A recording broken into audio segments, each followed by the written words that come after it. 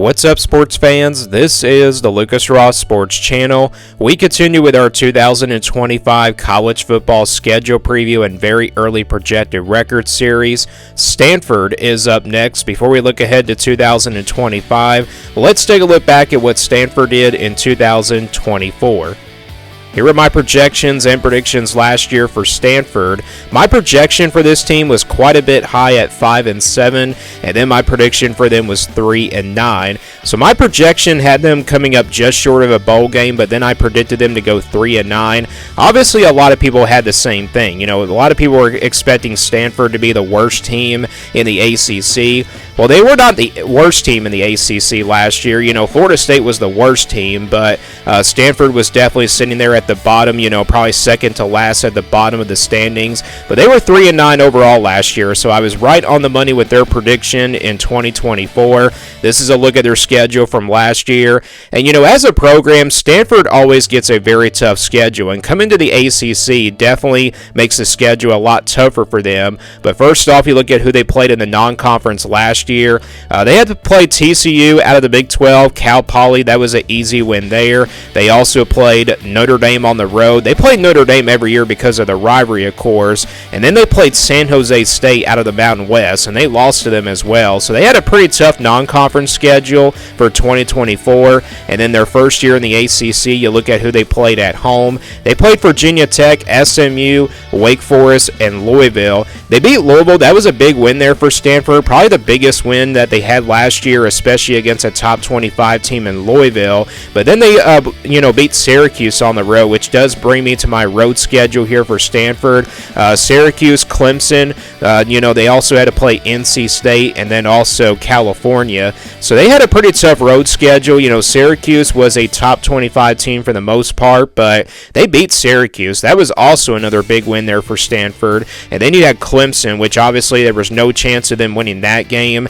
NC State, a very tough place to play. And then obviously California, that's also a very tough place to play as well. So yeah, Stanford had a pretty tough schedule last year in 2024. Does the schedule get easier for them in 2025? Well, this is a Stanford team that's going to lose their head coach. I saw the recent news just a few days ago that they are having an interim head coach and they're looking to hire somebody else. Yeah, they just got rid of their head coach after 2 seasons. Here's a look at their schedule. It's kind of a tougher schedule again in 2025. And before we go game by game, let's take a look at who they will play in the non-conference this season.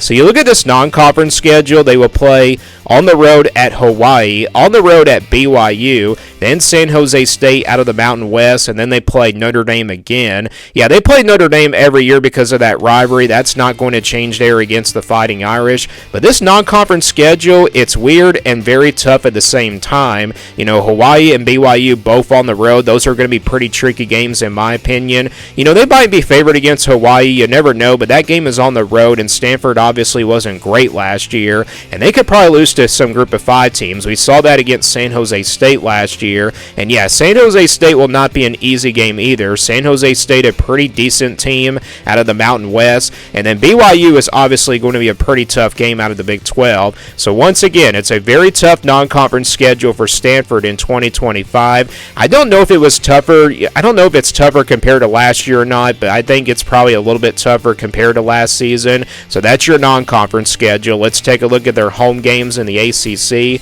They will play Boston College, Florida State, Pittsburgh, and California. So they will play all 4 of these teams at home. Boston College could be a pretty solid team, and then also Pittsburgh. We'll see how better Florida State is in 2025 after the disappointing year last year. And then obviously Cal. Cal is not really a long ways away from Stanford, so that'll be a home game there for Stanford. But you look at these 3 teams here, Boston College, Florida State, and Pittsburgh. The advantage that Stanford has going into all 3 of these games is that these teams have to travel out west and everything, and that always kind of makes the game a little bit tougher for for them. But yeah, Stanford I think will be probably, favored because of that, but they'll probably be not the better team. So that's your home schedule. Let's now take a look at the away games for Stanford. They will play at Virginia, at SMU, at Miami, and then on the road at North Carolina. So a very tough road schedule. Virginia could be a winnable game for them. Virginia wasn't really that great last year, but it is on the road, so that's going to be a pretty tough game in my opinion. But SMU, Miami, and North Carolina, these are all three tough road games. Miami probably going to be the toughest one out of all of them, and then SMU, that could be a top 25 team. North Carolina, obviously, Bill Belichick taking over. So yeah, this is a very tough road schedule for Stanford for 2025. Let's go back to the schedule, though, and go game by game now for Stanford.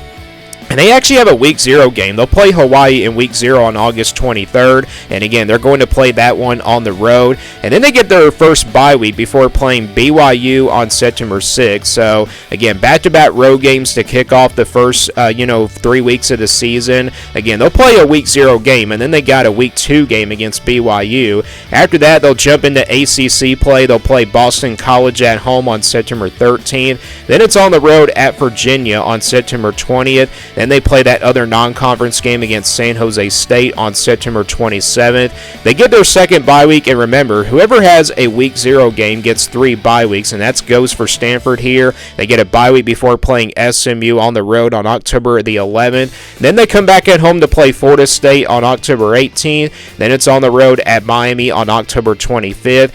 Pittsburgh at home on November 1st, then on the road at North Carolina on November 8th, and then they get their third bye week before playing Cal at home on November 22nd, before closing things out with rival Notre Dame on November 29th. So this is another very tough schedule for Stanford, but it could be a lot worse for them. They don't have any back-to-back road games in the ACC, and they don't have to play Clemson this year, which is obviously good news. They don't have to play Syracuse either. Not that Syracuse might be a really good team, but they got Miami, SMU, and North Carolina all on the road. Those are going to be really 3 tough games there in the ACC for Stanford. But let's now get a projected record here for Stanford as we look ahead to 2025. This is the scale I'll be using here for their official projection.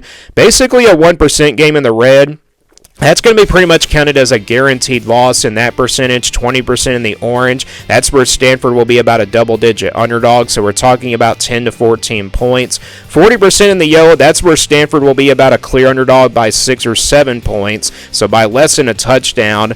And then 50-50 games, those will stay in the white, games that really could go either way. 60% in the purple, that's where Stanford will be favored by less than a touchdown. And then 80% in the blue, that's where they'll be favored by double digits. And then 99% in the green, that's pretty much your guaranteed wins. And for the first time ever out of all these projections, you're not going to see any games here in the green. Where are the easy wins at here for Stanford? Well, you don't got any of them. You got a couple of games, though, here in the blue that you can put here at the 80% mark. You got Hawaii on the road and San Jose State. And look, I know San Jose State beat Stanford last year, but because it's at home here for Stanford, it does make them favored by double digits, in my opinion, because Stanford obviously is a very tough place to play. So I think Stanford will be favored against San Jose State by 10 to 14 points, so we're talking about a couple of touchdowns.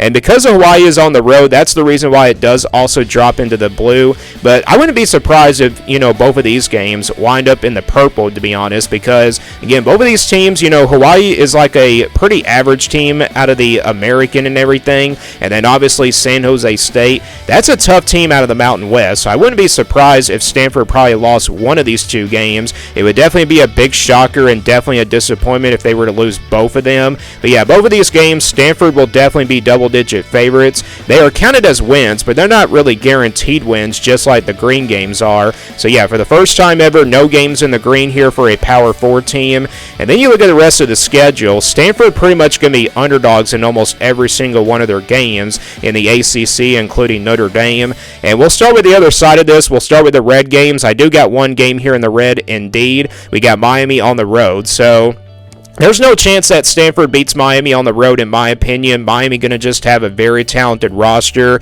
and Miami playing that one on the road, that's a very tough place to play. So yeah, I don't see Stanford beating the Hurricanes here.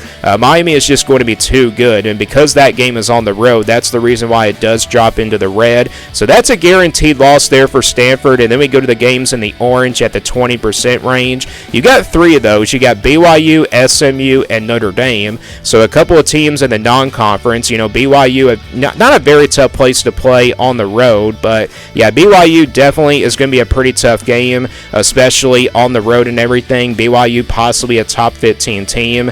SMU possibly could be a top 20 team and definitely a top 15 team as well. Both of those teams look like playoff contenders, definitely. And then obviously Notre Dame, that's going to be probably the toughest game here besides SMU and BYU. Notre Dame obviously going to be very talented. Now, Notre Dame might not be as good as they were from last year, but still, I know this is a rivalry game. It probably should be in the yellow at 40%, but Notre Dame definitely is the better team. So these three games right here, Stanford, I should say, they will be double-digit underdogs. So we're talking about 10 to 14 points. And then we go to the 40% games in the yellow. You just got one of those, and that's North Carolina here on the road on November 8th. And look, I know this is a road game. It probably should be in that 20% range. It's definitely closer to that 20% range than it is like 40%. Let's say it's probably about 30% that Stanford probably has a chance here to beat North Carolina on the road. That's probably not going to happen though, because again, North Carolina is going to be really good. Bill Belichick taking over.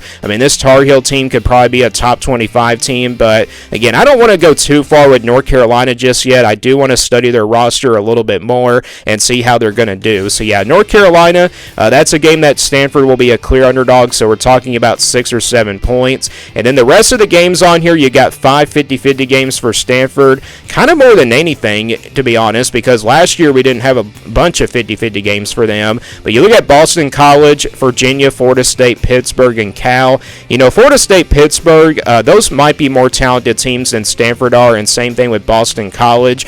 Virginia probably could be a pretty even matchup, and then same thing with Cal. Now, Cal, I think, is a decent team, and I think they're a little bit better than Stanford, but because these games are at home, 4 of these games, Boston College, Florida State, Pittsburgh, and Cal, if these games were on the road here for Stanford, they would definitely all be in the yellow, but because they're at home, that gives Stanford a pretty big opportunity to pull off an upset somewhere. And then obviously Virginia, that's just a pretty even matchup. So that's going to leave you with 5 total 50-50 games. Let's now get a projected record, I should say, for Stanford for 2025. Again, we count those blue games. They're not really guaranteed wins, but we count them as wins either way. Then you count that one game against Miami as a guaranteed loss. You count the orange games also as losses, and then you average out that one game in the yellow at 40%, and you average out all 5 of these 50-50 games at 50%, and odds would say at best for Stanford they can probably win a couple of those games here in the 50-50 range, because that's what they did last year in the ACC, but that's not going to give them a pretty good projection. The projection does come out to 4-8, so no surprise here that the projection is very low here for Stanford. Again, I don't know how good this team is going to be, because they just got rid of their head coach, and they're going to have an interim head coach for quite a while, so yeah, this Stanford program, this football program, just continues to go downhill and downhill, and I think they might be the worst team in the ACC as of right now for 2025. But I think best case scenario is 5-7. If they were to win at least like 3 50-50 games, they could probably make it to 6-6. That would definitely be the best case scenario. But as of right now, it's like 5-7, the best case, and then worst case is probably like 3-9. But yeah, I wouldn't be surprised if Stanford did go like 3-9, 2-10, or even 4-8 or worse. Yeah, Stanford is just not going to be pretty good, and this is another tough schedule for them. So 4-8 is the official projection here for Stanford. Do you guys agree or disagree? Let me know your thoughts about Stanford down in the comments below. Thanks for watching this video, and stay tuned for more sports content videos on my Lucas Ross Sports YouTube channel.